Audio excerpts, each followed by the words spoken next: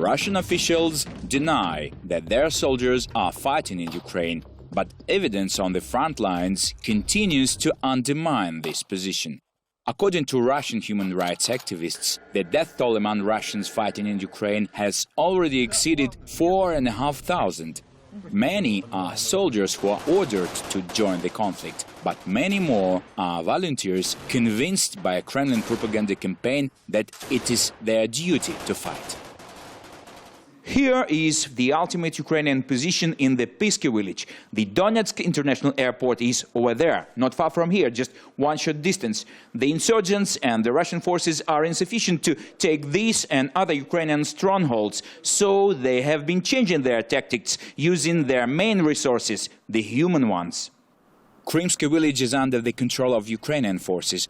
Russian military and pro-Russian insurgents constantly attack Ukrainian positions here. The death toll in these attacks is high, and the attackers generally leave their fallen brothers in arms unburied on the battlefield. One Ukrainian officer shows me a fresh grave which they dug for a Russian combat casualty. Let's go to that cross and you can tell me about the man who's buried there. A Russian insurgent lies here. He was probably regarded as an offender by them. They sent him to the battlefield practically unarmed with just a disposable grenade launcher. A Russian citizen from Irkutsk. He knew he would die. Before his last battle, he wrote a suicide note.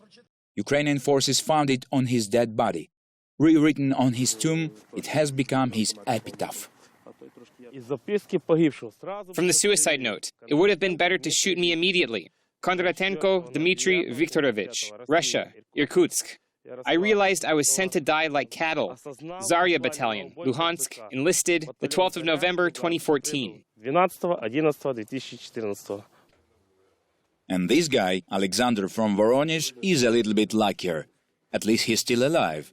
Alexander is currently recovering from his injuries in the Ukrainian city of Mariupol. While talking to Ukrainian investigators, he said he was used as cannon fodder. After the very first experience of combat with Ukrainian forces, he lost all his illusions, his freedom, and his leg. I don't know what to tell you. I'm morally destroyed and depressed. I have lost a leg. What's next? Even if you let me go, what will become of me? I do not know what to do. I do not know what will happen to me next. I used to be a healthy guy. Now I'm disabled. That's all I can say. Would I advise anybody to volunteer for this war? No, I would not. Alexander is one of thousands of Russian citizens who have volunteered to fight in Ukraine.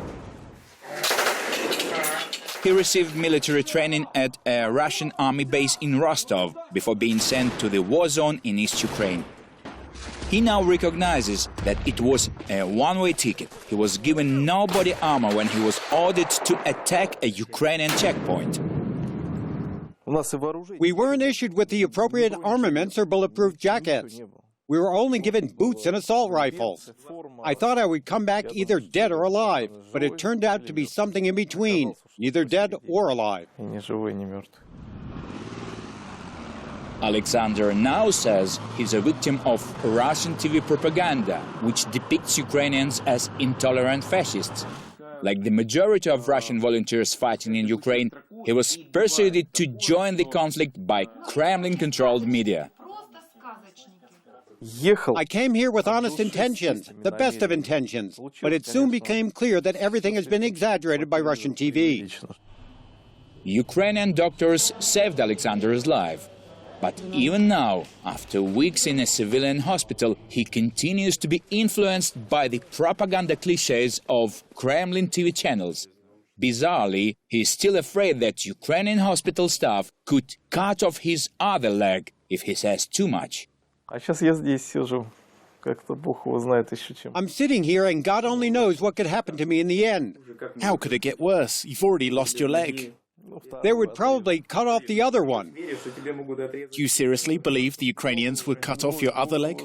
Oh, God knows. Only God knows what could happen to me here. No one knows what Alexander will say about this war once he comes back to Russia. One thing is already clear. Unlike some other Russian soldiers, this disposable warrior will never fight on Ukrainian battlefields again. Andriy Tsaplienko and Sergei Kiselov reporting from the Donbas for Ukraine Today.